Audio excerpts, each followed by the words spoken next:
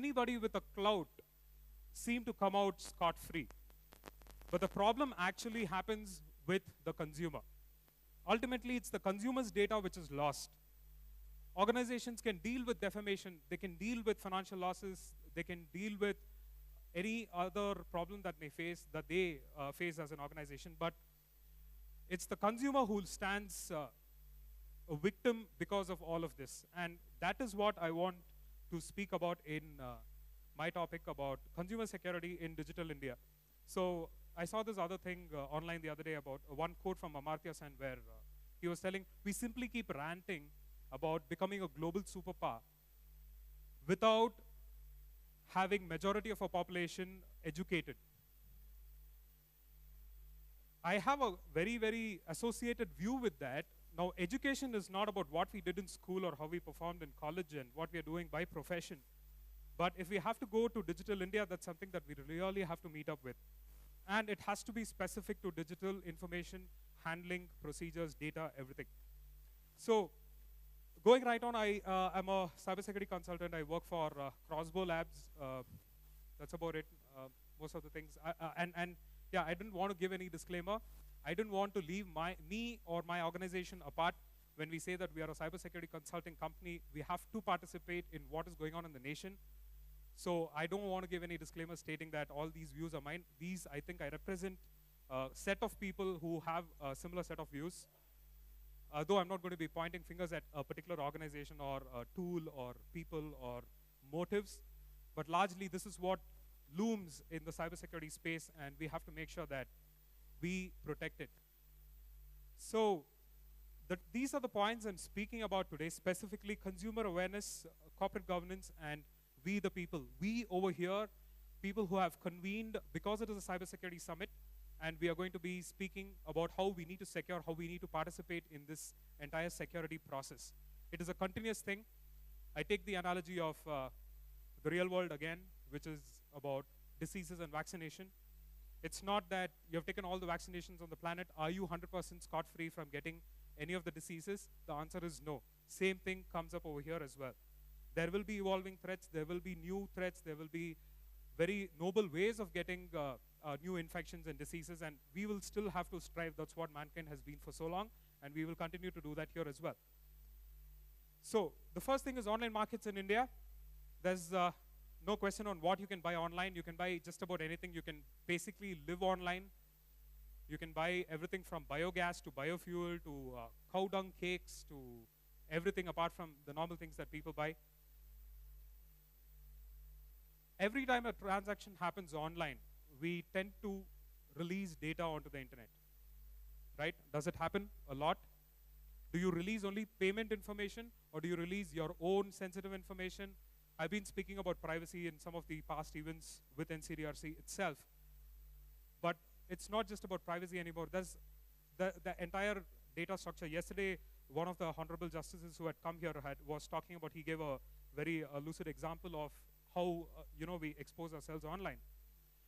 Now, the shopping market in India, it was about 2.3 billion. I remembered, I just created the graph after I took the statistics, and it doesn't represent billion, it shows it as 2e plus 09, that's 2 10 power 10, something like that. It was 2.3 billion just 2 years ago in 2013, and in 2016, it's 8.3 billion. That's the forecast that we have. We are somewhere in between now. We have just crossed the 6.2, 6.3 range now, and it's projected to be about 8.3 billion by the mid of 2016. So that shows how much money is there in the market, how much people are beginning to trust this platform of e-commerce. All of us do want to do that. After a lot of years, we have decided that we have to live very comfortable lives, so we don't have to spend our Sunday buying groceries somewhere. So we choose to buy it online, which is fine. So some of the forecasts, $12 billion sales by 2017. These are all in dollars again. So $12 billion of sales only from mobile devices. 4% of India's GDP by 2020. The golden year, 2020 is our golden year from Wings of Fire, those of you who have read that, right? It's supposed to be India 2020 and Wings of Fire and all of these take us to one particular. That was a very far-sighted man who set the target for all of us, and we should take the ownership of doing something there. I think we are somewhere there. 4% of India's GDP coming out of just online sales is quite a bit of an issue for us.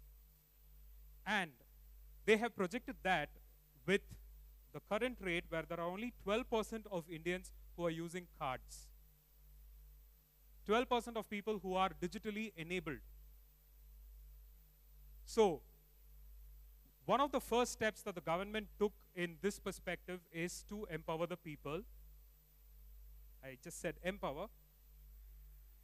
And we have all the services online. You can pay your electricity bills, water bills. All of this you can do only if you first paid your internet bills, right? If you cannot connect anymore, you'll not be able to pay any of these bills. So I have a problem with that. So the most important thing is we have a national infrastructure. Bestcom is Bangalore's electricity supply company. And they have the connectivity which is given to various payment gateways, right? These payment gateways will accept your account number and you'll be able to pay a bill online. So what's happening here is you're opening a part of the grid. You're opening a part of at least one computing system which contains this information onto the internet, onto third parties who can leech on you and facilitate payments. The reason that is done, the reason Bestcom does it, or the reason that the tax authority is going to do it, your income taxes or any of the national authorities are going to do it, is because they want to facilitate people as well. So it becomes the bounden duty that we start securing each of these services. I would rather prefer some form of a private network that's available for us, rather than do the whole thing over the internet, right? Customer information. Most of the questions that we always get is, you take Aadhaar or take location or take card numbers. What is the risk? We have had these discussions in the past as well, and a lot of proponents of the theory that if you don't have anything to hide, why are you afraid of sharing it online? That doesn't mean that you can completely revoke privacy from the entire sector, right? There is a lot of data which is at risk if it comes in the hands of the wrong people, which we don't want happening. Who will be affected? It's going to be the entire nation. And can we live with this kind of a mindset or an idea or infrastructure in digital India? I think absolutely not. So we'll move on to this. I'm just setting the stage here.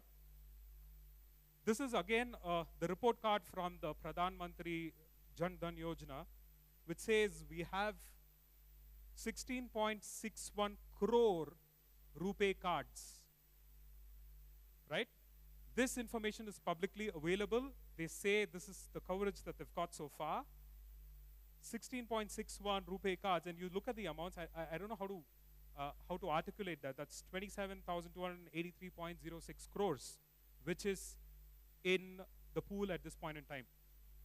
Everybody is listening to this. Everybody is viewing this. It's not just the good people or the happy people who finally have the ability to be digitally enabled, but all the other antisocial people as well.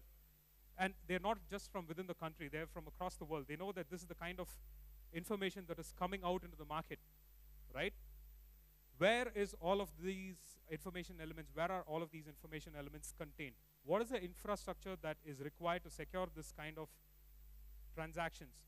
What, as an organization, or as an individual, or as the governmental body or the regulatory body, what are we supposed to do, right? I'm just making a very small attempt today in trying to understand these three things and put it forth. So the implications is, this was one of the incidents that I had in the last week, about 2 weeks ago. Somebody lost their card, right? And they lost a certain number of money on it.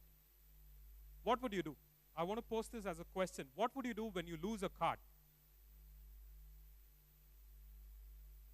Sorry? Bank? You'll call the bank, block the card. Okay, but what happens? You lose the card, your money is lost. First step that you would do is you would, of course, block the card. But you need to report this to someone. Who is that going to be? Pardon me? Police? Okay.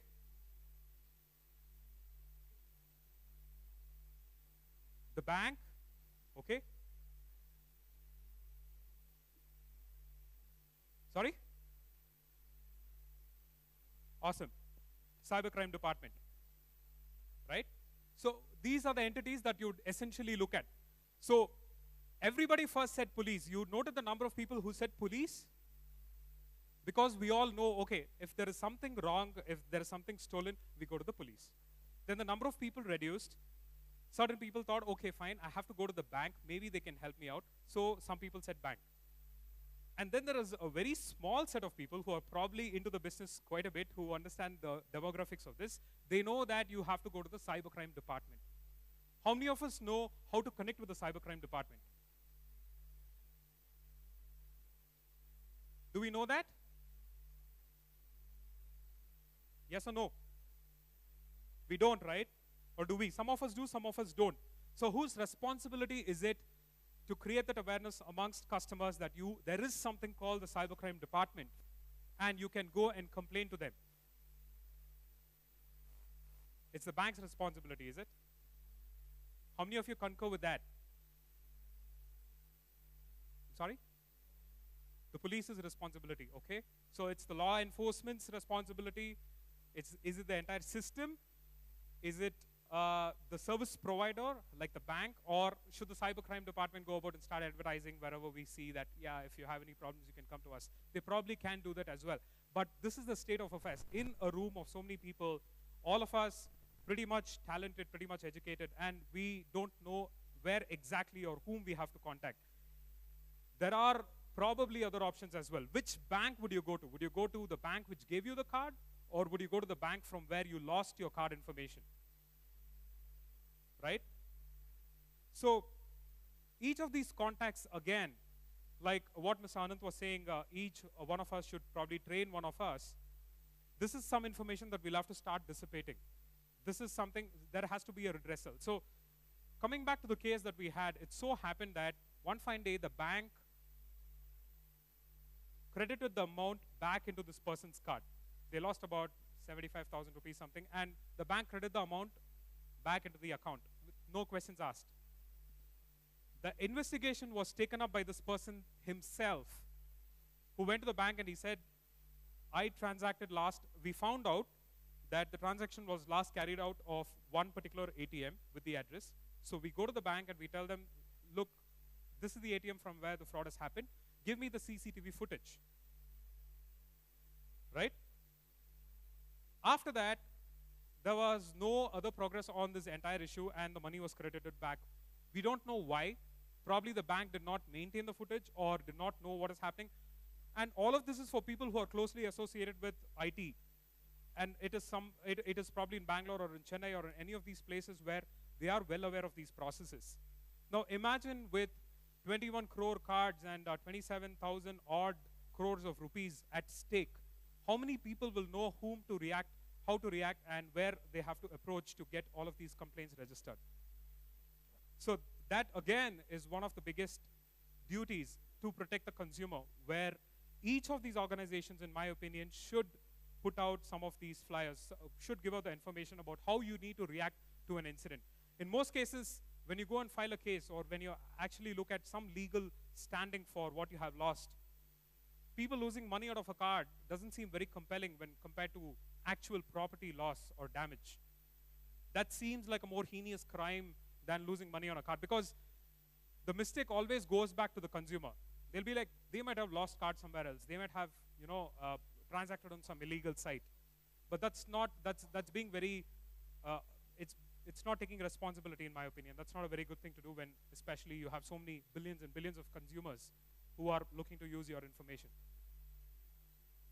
So this is a screenshot which I've taken from Facebook. Okay, so this is about a very talented kid, right?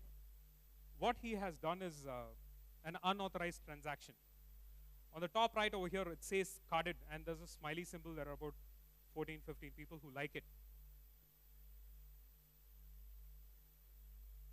I am able to see this fraud, right? I am able to see that this is criminal. It's probably not criminal. It is an economic fraud.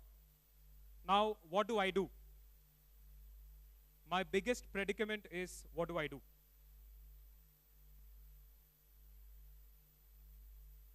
Carded, by the way, means that he has either taken some legitimate car of some other consumer and they have used it and defrauded the consumer, or they have defrauded the payment gateway, or some part of the system has been defrauded, or multiple components of the system has been defrauded, and illicit gains have been obtained. How is this incident supposed to be reported, or do I report it at all? I have a moral dilemma over here, right? I am in the cybersecurity space. I work closely with the enforcement agency. I work closely with the research center, and I know that this is not the correct thing to do. It's typically seeing somebody mug another person while you're on the road, while you take a stroll. So what are you supposed to do over here? Do you report this person? Do you not? Right? We come across some of these points. These are, again, the new kinds of threats which are seeping in into the system at this point in time. When we go towards our motives of Digital India, or when we come up with alternate modes of payments, you can make payments out of a mobile, you can make payments out of nothing, for all you know. You just go to the ATM, you enter the PIN, and it gives you the cash. Cardless transactions are possible. So under such circumstances, how do you deal with it? That is one very important pressing issue. And the fact that the person has put it out on a social networking page is even more appalling. That is the biggest problem that I have of all, right? So this is again a news grab. Some guy who defrauded the big mama of e-commerce in India for 20 lakh rupees. You probably might have read it, you know. They bought original goods. He bought original goods and returned fake ones, and then he made some money out of that. But the issue over here is, in any of these frauds, you have various other frauds, right? You have cybercrime, which is up by 48%, and 72% of Indian companies have faced an attack in 2015. That's a survey from KPMG. Then you have so many cybercrimes which have been reported in this particular fiscal year. The biggest problem is when the merchant is selling a lot of goods to you and somebody defrauds them of to a tune of about 20 lakhs or 50 lakhs, it doesn't matter. But for the customer, it does. Every time they lose even 5,000 or 10,000 rupees, or imagine in one of our villages, in one of our urban areas where, or a rural area where people have their entire life savings put on this, when the government is progressing with Digital India so much, and they say, okay, this facilitates me, and hence I have to put all of my money there. It's probably their entire life savings. How would a common farmer know that this is how they have to, this is the information that they have to protect? It opens up so many vulnerabilities, and it's an ultimate playground for a lot of people who want to defraud the entire system. So that calls for consumer awareness, extremely important, from the service provider side. I believe it has to be from the service provider's side. If you are a bank, you have to tell people how and what information they have to secure. That is something that I strongly believe. Corporate responsibility is extremely critical. We are multiple corporates. I'm not just talking about merchants who sell or accept private information, but playing by the rules is very important, because we are a very huge nation. You try to do this in some other part of the world. If I may take the example of a UAE or any of the GCC countries, which is more in control by the way of their administration, not just because of their autocratic rulers or non-democracies existing. Kuwait is a democracy, right? They are still able to efficiently manage the country because of its size and the population and a lot of other controls that they've built in. For us, we have hundreds of verticals going up at the same time, and we have to make sure that this information is somehow not compromised. There has to be, and corporates, I think, can do it. Organizations can do this particular activity. Regulation of information collected is very mandatory, because how much ever a corporate is going to do things, the government, which ultimately works for a lot of good of the people, and its ultimate reasoning, will have to step in and make sure the information collected is regulated. How many of you know both of these logos? How many of you have heard of Microsoft Azure and AWS services? Yeah, IT folk, I know you all know it, yeah. Students, you've done that? Okay. So, I'll take some leads from what Vivek said, you know, $2.4 per server per hour with a lot of computing power. The point with these data centers, you see, there's this map In India, there are 3 locations for Microsoft. Amazon has not got any data center or its cloud base located in the country. How many of you think this is a problem? 3, 4, 5, 6, 7, 8, 9. Why is this a problem? Sorry? Latency, performance issue. Number of hops, okay, performance issue. But it's a high availability architecture anyway, right? Is that the problem? Confidentiality from what? Pardon me? It's across the country, yeah. So it is in some other country, agreed. So what is the problem? Why is that a problem for people who are hosting data on the AWS?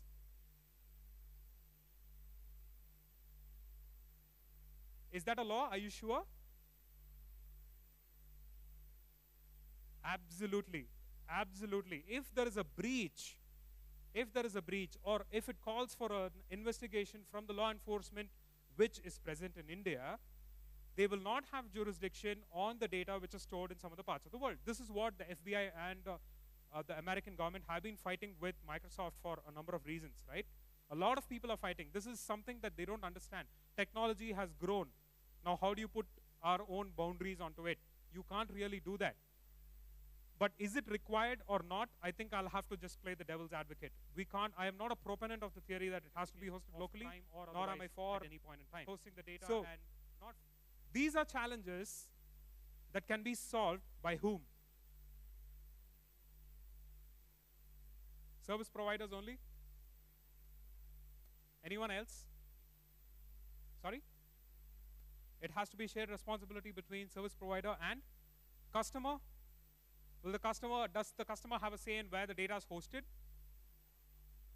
Governments probably, yeah, that's one of the options. So this is what technologists should solve. You have to work, we have to work in tandem, bring about problems like this. We have had cases where these kinds of frauds have happened, and it stands at a point of no resolution because we don't have jurisdiction over some of the other areas where the data is hosted.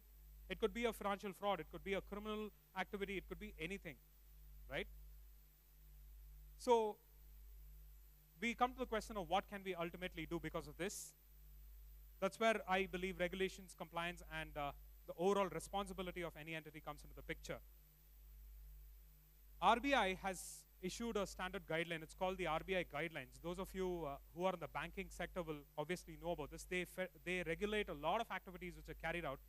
They have issued a guideline for e-commerce merchants as well. They have issued guidelines for any entity which is processing a financial transaction, in which they have said that the data should be present where Indian law enforcement has jurisdiction, right?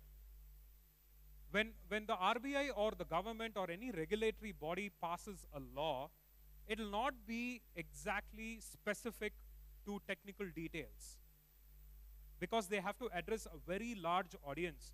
It will not be specific to one particular technology or an environment or an organization.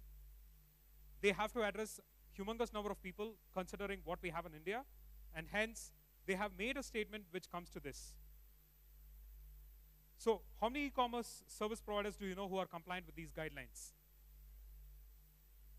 You take all the e-commerce merchants, you see where their headquarters is located, you see where the data is located, and then you find out if there is a fraud that has happened on your card.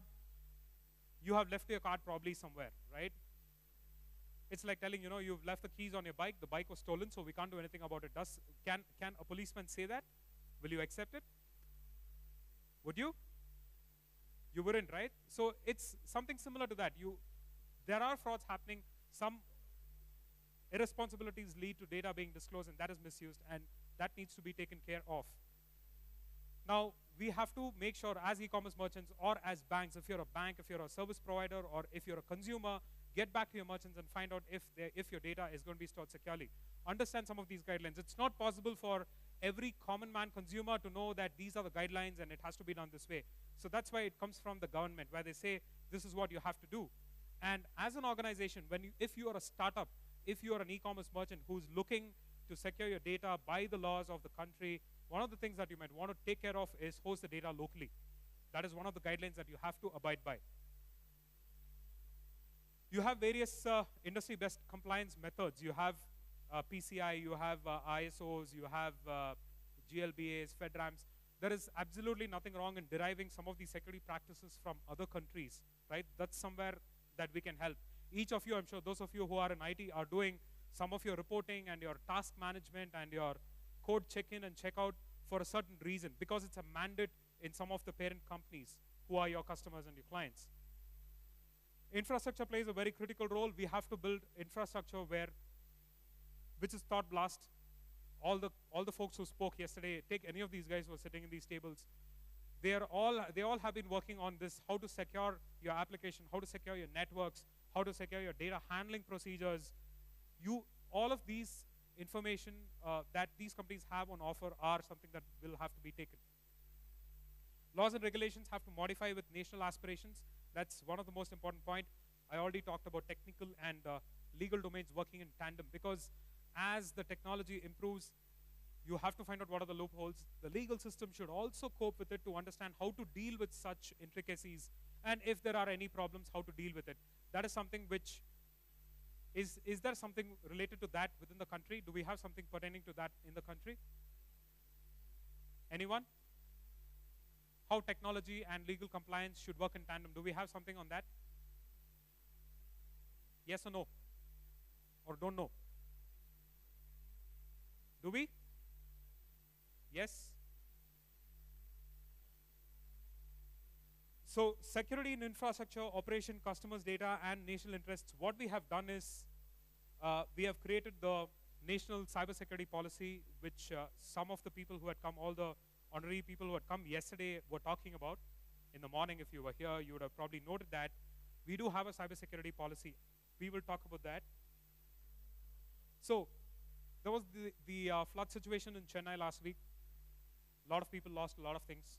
And there happens to be one good Samaritan who found out a wallet of someone and posted this picture on his Facebook. He took out all his cards, all his identity cards, his driver's license, his voter ID, and he put this picture. It popped up on my wall, and it said, if any of you know this particular person, please let him know that I have his wallet. It has all of these information elements. Now, obviously, I had to mask out all of the card numbers over here, right? This has happened because he has done it in goodwill. He has done it in the hopes that, this can be, that's his way of contributing back to whatever was happening to that particular calamity over there. Under that duress situation, he has actually put this up. If you were a hacker, what you would do is you would note down this card number and you would not do anything at this point in time. If you were a carder, you would not do anything. Now, maybe 4 months down the line or 6 months down the line, you will defraud him. At which point in time, you have no idea why this happened. This has happened because there was no awareness. You can do everything. You can do a fraudulent transaction. You can do an identity theft. And you'll probably do it somewhere a few months down the line when there are no suspicions about the source of the attack, right? So all of this just because the person who put it on Facebook did not know that this is sensitive information. And that probably is because their service providers did not tell them that. So consumer awareness comes from banks, financial institutions, to the merchants. Merchants in turn will give it to their service providers and other organizations and other experts from within the industry, right? And of course, for all of this, they will need technical inputs from technologists, from people who know the technology, and that's probably the set of people who have convened over here. So the next important thing is incident response, how to react to the theft of data, how to react to defamation. One of the most prolific cases in the last year was of Sarabjit Singh and the kind of things that they had posted and talked about him. If there is a defamation of sorts, how do you react to it? Nobody has an idea. The whole of Facebook and all the Twitterati will continue to torture this guy and defame him and completely destroy his entire psyche. And then it turns out that there is a benefit of doubt for whatever it's worth. What information needs to be secured? Again, identifying the data and then knowing what needs to be secured, paramount for all organizations. So you need to know what is sensitive, what is not. So at the national level, there is a policy which is called the National Cybersecurity Policy of 2013. They have made use of these three terms: personal information, financial and banking information, and sovereign data. Sovereign data is a very, very complex term. You will probably want to look into it. It's available for free online. If you want to participate, I would recommend that you take up this particular document and look at what they have to say. Because once the law is made, if you're going to come back and say, this is not correct or that is not correct, we're not going to take that, right? It has 14 objectives, 15 strategies, and some of the points that I've put here. Creating cybersecurity awareness is one of the policies agenda itself. So every organization has to have a certain level of understanding of what cybersecurity is in doing whatever they are. In NCDRC, what is happening is there is a panel of experts. There is constant looping in of people. There are lots of experts out there. There are a lot of people who know how to, who have a lot of time to find out what a system is capable of and how it needs to be defrauded. And those are the kind of people that we're looking for to set up these committees. One of the MOUs that have been signed this morning is for that particular purpose that you're seeing over there about the PES University. So it's important that you participate, and the learning has to be extremely quick. It's only about 3 or 4 years ago that we had specializations and post-graduations in cybersecurity. Until then, you know, it was simply IT, and which is a vast, humongous ocean, and people would not go, they would go through 4 years of college to simply come out and do coding, which is ultimately not, you know, the result of 4 years of education and in engineering. Research centers has been set up in various parts of the country. Summits and awareness drives like this are being done on a continuous basis. So those of you who are interested, please do let us know. We'd love to have you on board and participate with us in setting up. We need people to, we have had a lot of these discussions with Amarji and Nalini and a lot of our colleagues in NCDRC. We are talking about how do we keep this forum, how do you get so many people onto it, how do you inspire them. I think this summit works as one of those means, and if there is anything that you want to know, we could take it up. There's an entire desk, 4 or 5 desks with NCDRC members plated on top. You can come and get to us whenever you want. All right, thank you so much for the opportunity. If there are any questions, I'd love to take it anytime.